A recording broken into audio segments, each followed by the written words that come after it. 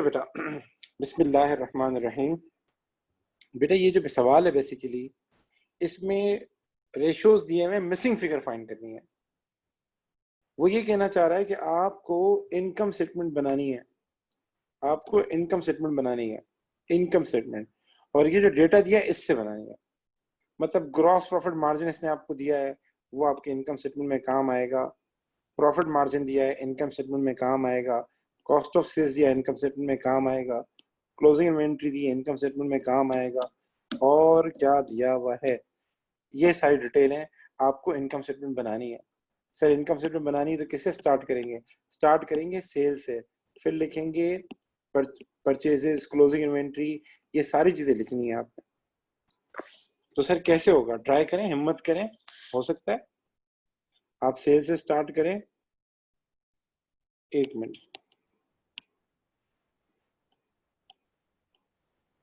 आपको सेल से स्टार्ट करना है एंड देन आगे काम डिटेल करनी है। अब सीन ये कि इसने सवाल में कॉस्ट ऑफ सेल्स दी हुई है, आप देख सकते हैं कॉस्ट ऑफ सेल्स आपको गिवन है, ये देखें। और आपको ग्रॉस प्रॉफिट मार्जिन दिया हुआ है। क्या हाल है, सेल्स फाइंड हो सकती है? कैलकुलेटर है आप लोगों के पास? सर जी बताएं क्या आंसर आएगा। Sir 5,40,000 sales. 5,40,000 हमारे पास सेल्स आ रही है। बहुत आला, बहुत आला। तो हम देख लेते हैं, देख लेते हैं इसको। सो इसका एक तरीका तो ये है कि मार्जिन को मार्कअप में चेंज करो, ठीक है, क्योंकि कॉस्ट ऑफ सेल्स दी हुई है। कॉस्ट ऑफ सेल्स पे क्या लगता है? कॉस्ट ऑफ सेल्स पे हमारे पास क्या लगता है? मार्कअप लगता है। सो कॉस्ट ऑफ सेल्स कितनी है हमारे पास? कॉस्ट ऑफ सेल्स हमारे पास 2,48,000। तो एक तरीका तो ये है कि आपको मार्जिन दिया हुआ है ना, उसको मार्कअप में चेंज करो। तो ये हो जाएगा 54/100।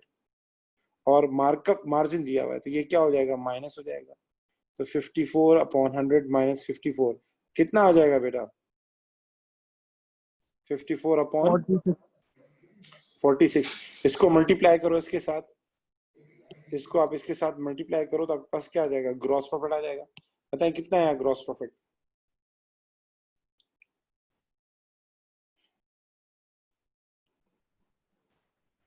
सर 2,91,600। ठीक है, शाबाश बेटा, ये ग्रॉस प्रॉफिट आ गया। और इन दोनों का अगर हम सम कर रहे हैं तो हमारे पास सेल्स आ जाएगी 5,40,000। ठीक है। अच्छा, एससीपी मेथड से भी फाइंड कर सकते हैं, एससीपी मेथड से भी फाइंड कर सकते हैं। कुछ बच्चे एससीपी मेथड सीख के बैठे होते हैं, उनके लिए मैं सिखा रहा हूँ। सो मार्जिन दिया हुआ है, पी हो जाएगा 54 और मार्जिन है तो एस हो जाएगा 100 और ये हो जाएगा हमारे पास 46। वैल्यू कॉस्ट की सर गिवन है 248,400। एक मिनट, मुझे क्या फाइंड करना है? मुझे सेल्स फाइंड करनी है। तो क्रॉस मल्टीप्लाई कर दो, तो ये हो जाएगा 248,400 मल्टीप्लाई बाय 100, क्योंकि ये क्रॉस मल्टीप्लाई हो रहा है तो ये मल्टीप्लाई होगा, डिवाइडेड बाय 46। तो आपके पास आंसर आ जाएगा 5,40,000 जो हमारी सेल्स है। इसको मल्टीप्लाई करेंगे तो ये 5,40,000 आ जाएगा। जी बेटा, what do you want to ask? Sir इसमें हमें पूरी इनकम स्टेटमेंट बनाई या परचेस तो है नहीं इसमें सर? यार परचेजेस भी फाइंड कर सकते हैं, वो कोई इश्यू नहीं है। आप परचेजेस, आपको क्लोजिंग इन्वेंट्री दी हुई है ना, क्लोजिंग इन्वेंट्री दी हुई है। तो अगर इस सवाल में ट्रेड पेबल टर्नओवर अगर दिया हो, नहीं, ट्रेड, टर्नओवर नहीं है। अच्छा यार परचेजेस फाइंड तो हो सकती है, अगर हम ट्राई करेंगे परचेजेस फाइंड हो जाएगी। मतलब अगर हम ट्रेड पेबल की फिगर निकाल लें ना, ट्रेड पेबल की फिगर हम निकाल लें तो ट्रेड पेबल की फिगर निकालने के बाद हम निकाल सकते हैं। पर ट्रेड पेबल टर्नओवर हमें नहीं दिया हुआ। सर सो सीन इसमें ऐसा, अगर हम करंट रेशियो से ओपनिंग इन्वेंट्री निकाल दें तो हमें परचेज मिल सकती है मेरे ख्याल से। एक्सीलेंट एक्सीलेंट, बहुत आला, बहुत आला, बहुत आला, एंड कर दिया, एंड कर दिया। सही फरमाया तुमने, सही फरमाया। तो आप बना सकते हैं, तो आप बना सकते हैं। मैंने इसलिए नहीं किया क्योंकि हम ये जो करंट रेशियो के आगे जाके सारे डिटेल में होंगे। तो एक काम तुम लोग ऐसा कर सकते हो कि यहाँ जगह छोड़ दो, ठीक है, यहाँ जगह छोड़ दो। एक काम ऐसा भी कर सकते हो तुम लोग, क्या करो, कॉस्ट ऑफ सेल्स बजाय प्रिसाइज लिखने के आप ऐसा करने, आप जगह भी छोड़ सकते हैं। आप यहाँ लिख लें ओपनिंग इन्वेंट्री, बाद में आके एडजस्ट कर लीजिएगा, कोई इशू नहीं है। फिर लिख लें परचेजेस, फिर लिख लें क्लोजिंग इन्वेंट्री। इसका जो भी नेट आया वो कितना है हमारे पास? 248,400। ये माइनस किया तो हमारे पास ग्रॉस प्रॉफिट कितना आ गया, क्योंकि इसने ऊपर लिखा हुआ है कि जितनी डिटेल में कर सकते हो। ठीक है, तो ये हो जाएगा हमारे पास कितना 291,600। सर क्लोजिंग इन्वेंट्री कितनी है 38,000, ये हम लिख देते हैं। अब हमारे पास ये दो आइटम मिसिंग है, purchases and opening inventory. So opening inventory find हो सकती है यार, ओपनिंग इन्वेंट्री भी फाइंड नहीं हो पाएगी। हाँ सर, वो ट्रेड रिसीवेबल नहीं है। ओपनिंग इन्वेंट्री इसलिए फाइंड नहीं हो पाएगी क्योंकि जो एसएफपी बनाओगे उसमें तो क्लोजिंग इन्वेंट्री शो करते हैं। क्या ख्याल है, मैं तुम्हारी बात को एकदम समझ नहीं पाया। तो जब ओपनिंग इन्वेंट्री, सर इसने हमें बोला नहीं कि सेल्स हैं वो सारी क्रेडिट पे हैं या कुछ कैश पे भी हैं, तो मतलब देखो इसका ये, मतलब सारी क्रेडिट पे हैं। नहीं नहीं ऐसा कुछ भी नहीं बोला, ऐसा कुछ भी नहीं बोला, लेकिन हम अज्यूम करेंगे क्योंकि ट्रेड रिसीवेबल टर्नओवर में अब जाहिर बात इसने बताया नहीं है ना। जब हम ट्रेड रिसीवेबल टर्नओवर का फॉर्मूला लगाएंगे तो इसने हमें बताया नहीं है कि ये सारी सेल्स क्रेडिट पे थी या कैश पे थी, इसने बताया नहीं है। तो हम अज्यूम करेंगे कि क्रेडिट पे है सारी, हम अज्यूम करेंगे और 5,40,000 ही यूज करेंगे उसमें। ठीक है बेटा। सो कॉस्ट ऑफ सेल्स कितनी है हमारे पास, कॉस्ट ऑफ सेल्स है 2,000 और 248,400। हम इसमें से ये माइनस कर देंगे तो ग्रॉस प्रॉफिट कितना आ जाएगा, ग्रॉस प्रॉफिट आ जाएगा 291,600। ठीक है। अच्छा मैं जरा इसको एक बार दोबारा बता दूं क्योंकि बीच में हमने आगे पीछे कर दी, खिचड़ी बना दी। बिस्मिल्लाहिर्रहमानिर्रहीम। बेटा ये स्पेसिमेन 2016 का सवाल है और इसमें हमें इनकम स्टेटमेंट बनानी है। ठीक है, तो इसने ये मैंने हाईलाइट किए हैं वो आइटम है जो इनकम स्टेटमेंट में आ सकता है। तो हमने कॉस्ट ऑफ सेल्स दी हुई थी, हमने कॉस्ट ऑफ सेल्स लिख दी, दैट इज 248,400। अब हमें सेल्स फाइंड करनी है, सेल्स फाइंड करनी है। तो इसने मार्जिन दिया हुआ 54%।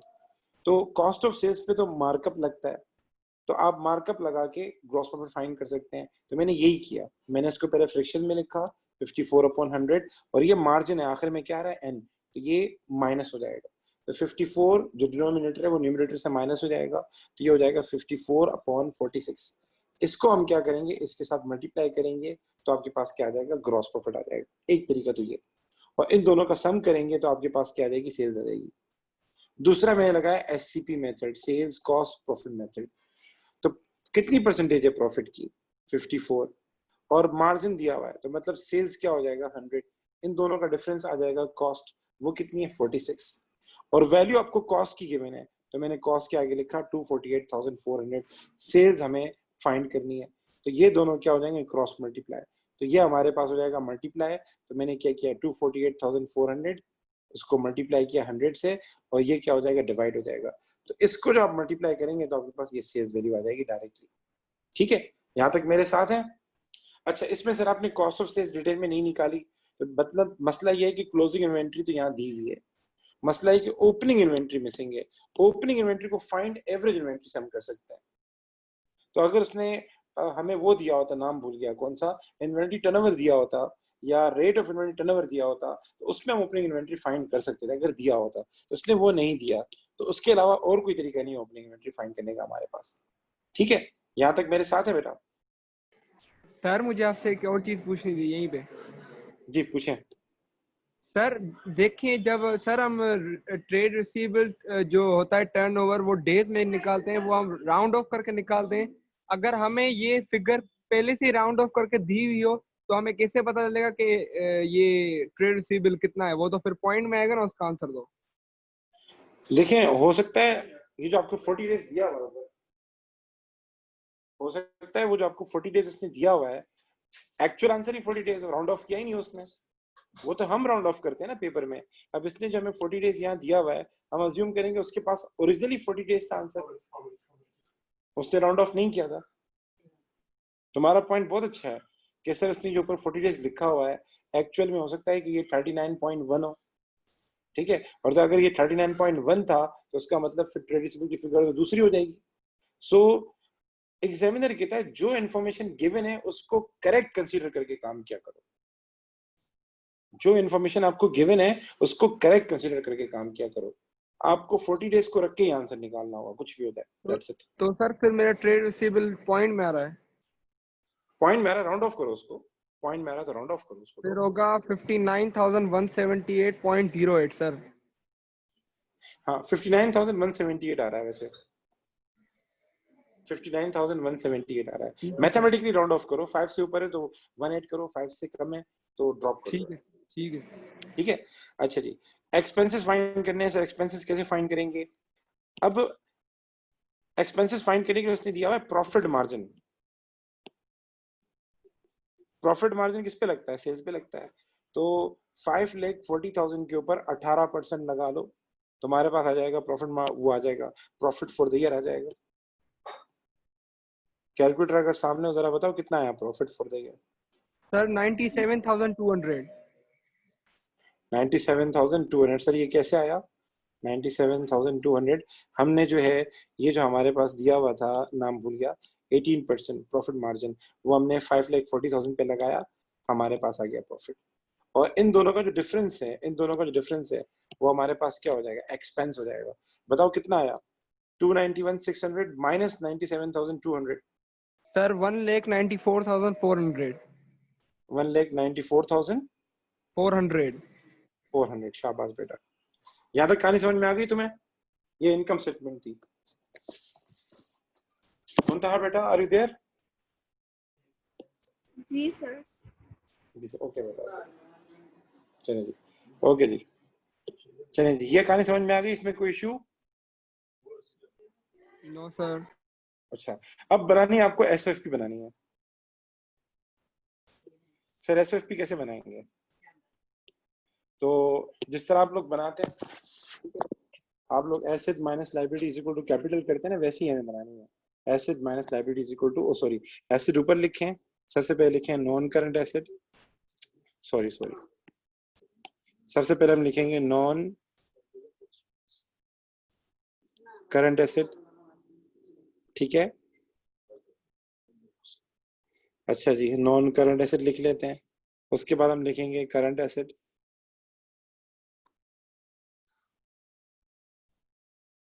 करंट एसेट में इन्वेंट्री आएगा।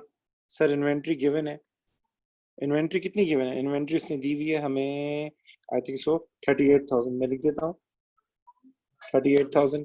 फिर लिखेंगे trade receivable. Sir trade receivable तो नहीं दिया हुआ, तो क्या ट्रेड रिसीवेबल फाइंड कर सकते हैं? Yes sir, trade receivable turnover का फॉर्मूला लगाओ। ट्रेड रिसीवेबल टर्नओवर का जो फॉर्मूला है वो है हमारे पास trade receivable divided by sales multiply by 365। So हम क्या कर देते हैं, हम ट्रेड रिसीवेबल लिख देते हैं। ट्रेड रिसीवेबल कितने हैं हमारे पास? ट्रेड रिसीवेबल डेज कितने हैं हमारे पास? 40 is equal to trade receivable find करने हैं, डिवाइडेड बाय सेल्स कितनी है हमारे पास? 5,40,000 थी I think so, multiply by 365। तो उसको सिंप्लीफाई करें, आपके पास आंसर आ जाएगा। राउंड ऑफ करके आंसर बताएं। इसको जब आप सिंप्लीफाई करेंगे ये हो जाएगा 40 मल्टीप्लाई बाय 5,40,000 डिवाइडेड बाय 365। तो आपके पास ट्रेड रिसीवेबल की फिगर आएगी। राउंड ऑफ करके बताइएगा होल नंबर में। सर 59,178। 59,178। शाबाश बेटा, ये हो गया हमारे पास। सर और क्या आएगा? Cash and cash equivalent. अच्छा, कंपनी के अंदर क्या होता है, बल्कि आजकल आपने यही करना होगा, जो हमारे पास कैश एंड बैंक होता है उसकी जगह आजकल हम ये वर्ड यूज करते हैं, कैश एंड कैश इक्विवेलेंट। इसका मतलब होता है हर वो पैसा जो बैंक में जमा किया है, जो आपके पास कैश की सूरत में, और भी इसके अलावा बात है, लेकिन अभी सिंपली इतना समझ लें कि इसका मतलब वो पैसा जो आपने डिपॉजिट किया हुआ है, बैंक में जमा किया हुआ है, जो आपके पास फिजिकल फॉर्म कैश फॉर्म में मौजूद है। ठीक है, और इसके अंदर कुछ और बातें भी हैं कंपनी के रिलेटेड से, तो वो आगे जाके समझेंगे। तो अभी इसको आप कंसीडर कर लें, ये आपका बैंक है, तो पॉजिटिव बैलेंस आ रहा है, तो मैं लिखूंगा कैश एंड कैश इक्विवेलेंट। ये कितना है? 30,308। यहां तक मेरे साथ है बेटा? अच्छा जी, इसका टोटल करें। और क्या आता है? Inventory, trade receivable, cash and cash equivalent. Other receivable इतना वो नहीं देता, परेशान नहीं करता वो। तो इसका टोटल कितना हो जाएगा? इसका टोटल हो जाएगा हमारे पास आई थिंक सो 127,486। ऐसा ही है? जी सर। अच्छा सर, सर हमें नॉन करेंट नहीं लिखा, नॉन करेंट फाइंड करना है, वो बैलेंसिंग फिगर होगी। ठीक है, हम देख लेते हैं, जो चीज नहीं आ रही कोई टेंशन नहीं लेनी।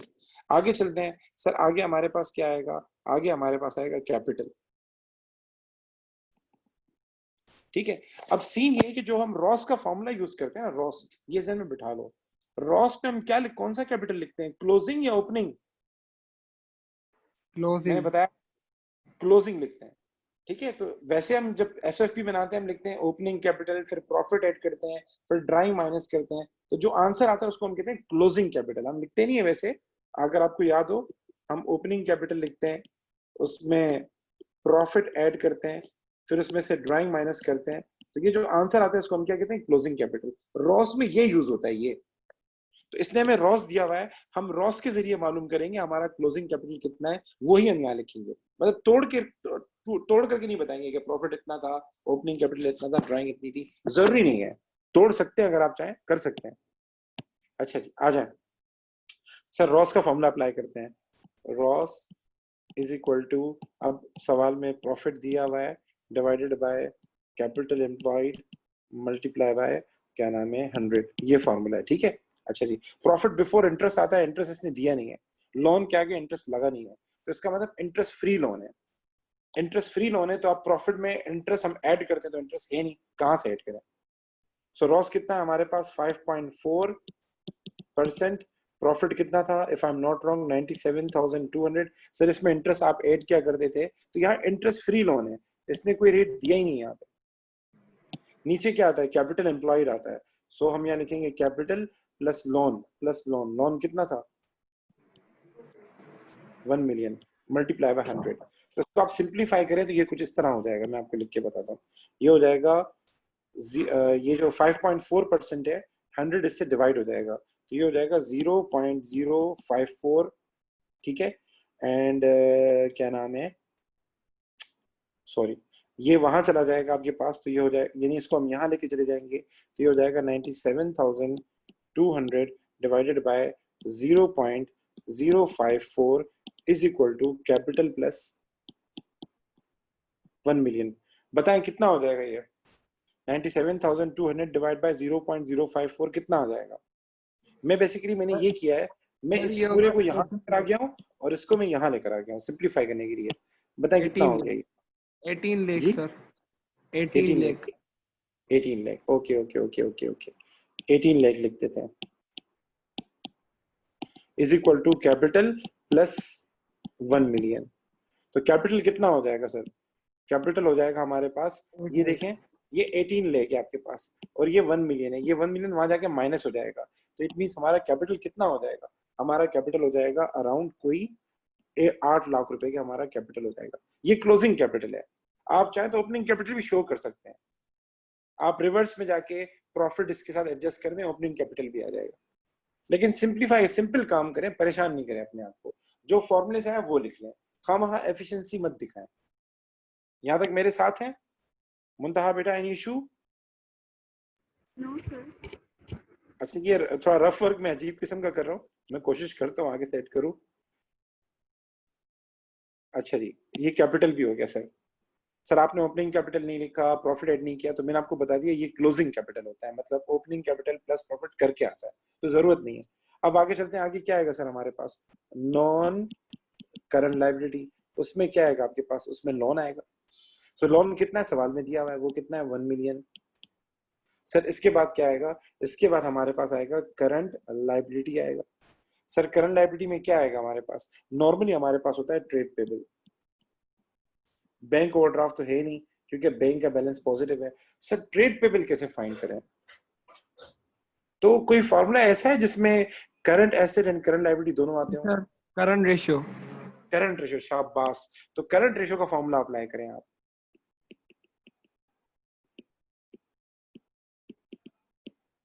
यहां आ जाएगा current asset divide by current liability. Current liability में है ही आपके पास ट्रेड पेबल, तो जो करंट लायबिलिटी का आंसर होगा वो ट्रेड पेबल का आंसर होगा, ठीक है। तो करंट रेशियो कितना आ रहा है हमारे पास, करंट रेशियो आ रहा है हमारे पास 1.6:1, तो इसकी जगह लिख दें 1.6 is equal to current asset का टोटल कितना था 127,486 डिवाइडेड बाय करंट लायबिलिटी या ट्रेड पेबल, बात एक ही है, ठीक है। अब आप क्या करें, इसको इंटरचेंज कर लें, इसको यहां लेकर आए और 1.6 को यहां लेकर आए, तो ये हो जाएगा 127,486 डिवाइडेड बाय 127,486 डिवाइडेड बाय 1.6। आपके पास जो आंसर आएगा वो आपके ट्रेड पेबल हो जाएंगे। राउंड ऑफ करके आंसर बताइएगा सर 79,679। शाबाश बेटा।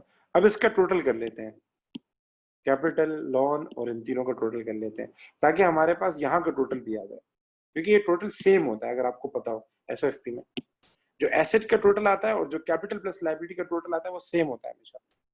तो ये आ जाएगा आपके पास, ये वन साइड मुकम्मल हो गई हमारे पास। तो इन तीनों का टोटल हमारे पास आ जाएगा 1879679 और यही टोटल आपके पास ऊपर आएगा। ये ऊपर क्यों लिख रहे हैं? ताकि हम नॉन करंट एसेट की वैल्यू फाइंड कर सके, इसलिए लिख रहे हैं। ठीक है बेटा, तो हमारे पास यही टोटल ऊपर आएगा, ये हो जाएगा 1879679। ठीक है, अब सवाल ये पैदा होता है कि सर हमारे पास नॉन करंट एसेट कितने होंगे? तो नॉन करंट एसेट और करंट एसेट का टोटल ये बना, तो इसका मतलब जो इन दोनों का डिफरेंस होगा वो हमारे पास कहलाएगा नॉन करंट एसेट का बैलेंस। तो इट्स अ बैलेंसिंग फिगर, आप लिख लीजिएगा इसके आगे। एग्जामिनर बोलता है ये फिगर कैसे फाइंड की है, तो ये ना कोई फॉर्मूले से फाइंड की है, ये बैलेंसिंग फिगर है, मतलब प्लस माइनस करके है। तो आपने करना क्या है, 1879679 में से 127486 एडजस्ट करना है, माइनस करना है, तो आंसर आ जाएगा 17,52,193। 193। शाबाश बेटा, ये आंसर है। बेहतरीन बेटा, बेहतरीन बेटा, आला। Any issue? No sir. अच्छा, ये बहुत अच्छा सवाल था, मतलब बड़ा प्यारा सवाल है। फर्स्ट अटेम्प्ट में बहुत कम बच्चे इसको सही कर पाते हैं। ईश्वर, आप माशाल्लाह, आपका लेवल है, अल्लाह ताला आपको और कामयाब करे। मैं तो बोलता हूँ वर्ल्ड टॉप की ट्राई करो तुम तो। अच्छा जी, एक सवाल मैं आपको देता हूँ, वो घर से जाके करना है, मैं ऑफ करूंगा, ठीक है, लेकिन आपने घर से जाके एक सवाल करना है। मैं आपको बता देता हूँ, आप नोट डाउन करने, दिखा भी देता हूँ, उसकी वीडियो भी भेज दूंगा, बहुत प्यारा सवाल है वो है मई 2013। मैं दिखा देता हूँ आपको सवाल। मई 2013 कहाँ गया? अगर मेरे पास है तो बहुत अच्छी बात है। पेपर 22, हाँ ये वाला सवाल है, आप वैसे भी कर सकते हैं। ये वाला सवाल है, ये है, ये मई 2013 पेपर 22 क्वेश्चन 1। ये भी बड़ा प्यारा सवाल है, सेम इसी तरीके से, ये भी सेम उसी तरीके से है जो पीछे वैल्यूज दी हुई हैं। तकरीबन ये वाला पार्ट तो सेम है, देखिए रिपीटेशन कितनी है। ये वाला पार्ट तो सेम है, बिल्कुल सेम है, पीछे वाले जैसा है। वो 2016 स्पेसिमेन में दिया है और ये 2013 में दिया है। ठीक है, ये और ये इस तरीके से बिजनेस वाई का दिया हुआ है। ठीक है, आप घर जाके ट्राई कर लीजिएगा। कर लेंगे बेटा? जी सर, ट्राई करेंगे। अच्छा, यहाँ इसने एक इशू ये किया है कि जो फॉर्मूला लगाएंगे ना ट्रेड रिसीवेबल टर्नओवर के ऊपर, उसमें आप 360 से मल्टीप्लाई करेंगे, ये इशू किया इसने। हम वैसे 365 से करते हैं ना, यहाँ इसने लिखा हुआ है कि for calculation assume a 360 day year. तो ट्रेड रिसीवेबल टर्नओवर का फॉर्मूला लगाएंगे ना, तो वहां 365 मत लिखिएगा, वहां 360 लिखिएगा फिर आप। ठीक है बेटा, अल्लाह हाफिज, अस्सलाम वालेकुम।